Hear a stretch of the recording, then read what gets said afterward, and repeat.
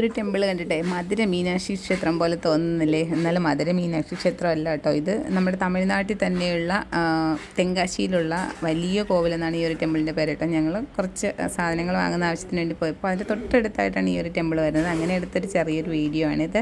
ഞാനതും കൂടെ ഈ ഒരു വീഡിയോയുടെ കൂട്ടത്തിൽ ആഡ് ചെയ്തേ ഉള്ളൂ. നിങ്ങൾ തെങ്കാശിയിലോട്ട് പോകുമ്പോൾ ആ ഒരു എസ് വളവൊക്കെ കടന്നാണ് പോകുന്നത്. ഭയങ്കരമായിട്ടുള്ള ഒരു വളവാണ് കേട്ടോ. രണ്ട് വലിയ വളവുകൾ ചേർന്നിട്ട് ഒരു എസ് ടൈപ്പിലൊരു വളവായിട്ടുണ്ട് കേട്ടോ. അങ്ങനെ ആ ഒരു വളവിലൂടെയൊക്കെ ഡ്രൈവ് ചെയ്തുള്ള യാത്ര ഭയങ്കര രസമായിരുന്നു. ഫസ്റ്റ് ടൈമാണ് ഇങ്ങനെയുള്ള ഇത്രയും ഒരു ഡേഞ്ചറസ് ആയിട്ടുള്ള വളവൊക്കെ ഞാൻ തന്നെ ഡ്രൈവ് ചെയ്യുന്നത് കേട്ടോ. അപ്പോൾ എൻ്റെ കൂടെ വാപ്പച്ചിയുണ്ട്, ഇക്കായുണ്ട്. ഞങ്ങൾ മൂന്നാളും കൂടെയാണ് തെങ്കാശിക്ക് പോകുന്നത്. അപ്പോൾ ഞങ്ങൾ തെങ്കാശിക്ക് പോയപ്പോൾ ഞങ്ങൾ പറ്റിക്കപ്പെട്ട 2 കഥകൾ പറഞ്ഞുതരാം. ഫുള്ള് പറ്റിപ്പാണ് കേട്ടോ. നമ്മൾ ഈ മലയാളികളാണെന്നൊക്കെ കാണുമ്പോൾ അവർ ഓരോ സാധനങ്ങൾക്കും അവർ പറയുന്ന വിലയാണ്. ഞങ്ങൾ ഇതൊന്നും മനസ്സിലാക്കാതെ ഞങ്ങൾ 2 പറ്റിക്കപ്പെട്ടു. അപ്പോൾ ഞങ്ങൾക്ക് ഇങ്ങനെ ഫുഡൊന്നും കഴിക്കാതെ ഞങ്ങളിങ്ങനെ വിശന്നിട്ട് പോകായിരുന്നു. അപ്പോൾ വഴിയിലിങ്ങനെ നൊങ്ക് കണ്ടു. അപ്പോൾ നൊങ്കാകുമ്പോൾ ഞങ്ങൾ നാട്ടിലേക്ക് 100 റുപ്പീസ് കൊടുത്തിട്ടാണല്ലോ നമ്മൾ ഒരു ഗ്ലാസ് നൊങ്ക് വാങ്ങിച്ച് കഴിക്കുന്നത്. അപ്പോൾ ഇത് 80 രൂപയുള്ളൂ, കഴിച്ചോളൂ എന്നൊക്കെ പറഞ്ഞ് അങ്ങനെ ഞങ്ങൾ വണ്ടി നിർത്തിയിട്ട് വണ്ടി ജസ്റ്റ് ഒന്ന് അറച്ചതാണ്. അപ്പോൾ അയാൾ 80 രൂപയുള്ളൂ എന്ന് പറഞ്ഞപ്പോൾ എന്തായാലും വാങ്ങിച്ച് കഴിച്ചിട്ട് പോകാമെന്ന് കരുതി ഇറങ്ങുമ്പോൾ ഒരു നൊങ്കിനാണ് അയാൾ 80 രൂപ പറഞ്ഞത്. ഒരു പനയോലയിലേക്ക് നൊങ്ക് ഇങ്ങനെ അടർത്തി ഇട്ട് തന്നു. അപ്പോൾ ഒരൊറ്റ നൊങ്കാണ് ഇട്ടത്. അതിലെത്ര കാണുമെന്നറിയാമല്ലോ, 3 കണ്ണ് മാത്രമുള്ള ഒരു ചെറിയ നൊങ്ക്.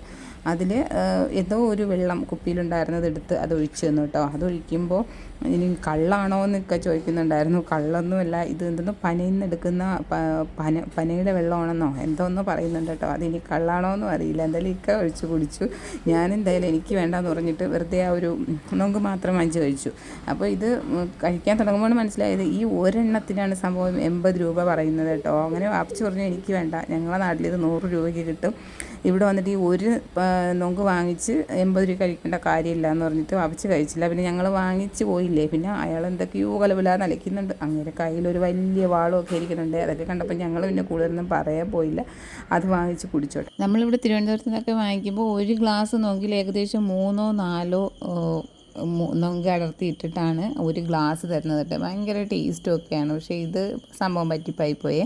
അത് കഴിഞ്ഞിട്ട് ഞങ്ങൾ ഫ്രൂട്ട്സ് കടയിൽ കയറി. അത് അതിനേക്കാൾ പറ്റിപ്പായിരുന്നു. ഞങ്ങൾ 1 കിലോ മാങ്ങയൊക്കെ 100 രൂപ എന്നൊക്കെ പറഞ്ഞപ്പോൾ നാട്ടിൽ ചിലപ്പോൾ ഇതിനേക്കാളും കൂടുതലായിരിക്കും എന്നൊക്കെ കരുതി വാങ്ങി വന്നു. നാട്ടിൽ വരുമ്പോൾ വെറും 60 രൂപയുള്ള പച്ചമാങ്ങയാണ് 100 രൂപയ്ക്ക് നമുക്ക് തന്നത്. പിന്നെ വേറെന്തോ ഒരു ഫ്രൂട്ട്, അതൊക്കെ ഭയങ്കര വിലയാണ് കേട്ടോ. അപ്പോൾ 1-2 ഐറ്റം നമ്മൾ കണ്ടിട്ടില്ലാത്തതൊക്കെ വാങ്ങിച്ചു. പിന്നീട് നമുക്ക് മനസ്സിലായി ഇതെല്ലാം പറ്റിപ്പാണ്. ഈ വാങ്ങി വന്ന ഈ ഒരു ഫ്രൂട്ടൊന്നും ഒരു ടേസ്റ്റ് എന്ന് പറയുന്ന സംഭവം ഉണ്ടായിരുന്നില്ല. വാങ്ങിക്കൊണ്ട് വെച്ച് 2-3 ദിവസം കഴിഞ്ഞപ്പോൾ എടുത്ത് മുറിക്കുമ്പോൾ ഇച്ചിരി പോലും ടേസ്റ്റ് ഉണ്ടായിരുന്നില്ല കേട്ടോ. പിന്നെ ഈ ഒരു ചാമ്പയ്ക്കും സംഭവമൊക്കെ നമ്മളെ വീട്ടിലുള്ളതാണ്. ഞാൻ മുന്നേ ഒരു വീഡിയോ ഇട്ടിട്ടുണ്ടായിരുന്നു. ആ ഒരു സെയിം സംഭവമാണ്. കിലോ 80 രൂപ എന്നൊക്കെ പറയുന്നുണ്ട്. ഇതൊന്നും വാങ്ങാനൊന്നും നിന്നില്ല.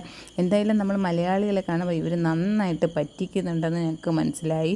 ഞങ്ങൾ ഈ കൂടെ ഞങ്ങൾ തെങ്കാശിക്ക് പോകുന്നത് എന്താണെന്ന് വെച്ചാൽ വീട്ടാവശ്യത്തിന് വേണ്ടിയുള്ള കുറച്ച് ഇലക്ട്രിക്കൽ സാധനങ്ങൾ അങ്ങനെയുള്ളതൊക്കെ വീട് വെക്കുന്ന സമയത്ത് എടുക്കാൻ വേണ്ടിയിട്ട് പോകുന്നതാണ്.